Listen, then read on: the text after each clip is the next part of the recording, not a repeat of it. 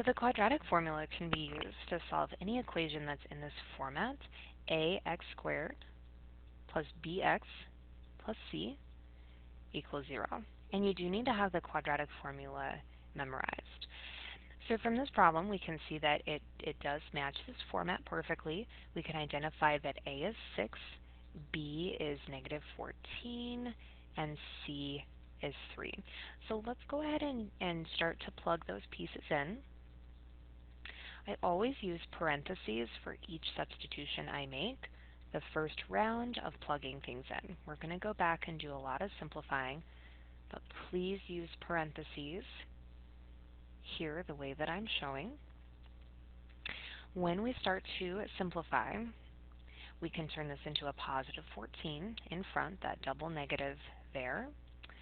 On the inside here, negative 14 times negative 14 is positive 196 minus 4 times 6 times 3 is 72 over 2 times 6, which is 12.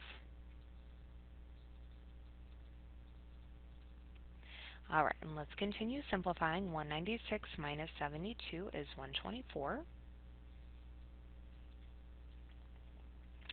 And we can do even a little bit more simplifying here with this radical.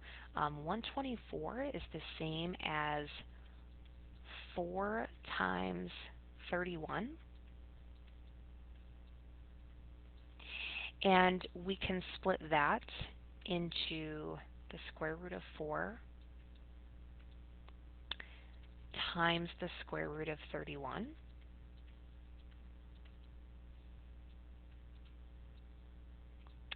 And then the square root of 4 is 2. So we can just write a 2 in front of the square root of 31. All right, and then as a final step, we can notice that there is a common factor of 2 in the number in front here, this number in front, and the number down here on the denominator. What we can do here is think about dividing each one by 2.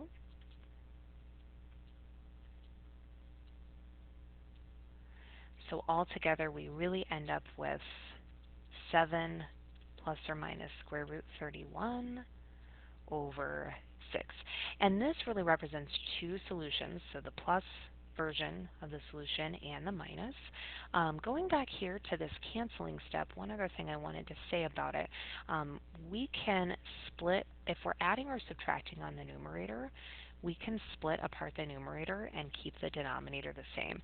So another way that you could have thought about it would be to split it like this, and then we can see, yep, the fraction 14/12 simplifies to 7 over 6. Here we can divide out the 2 to get just square root 31 over 6, and then again, because they have the same denominator of 6, we could just add across the numerator, keep the denominator the same, leading us to the same final answer.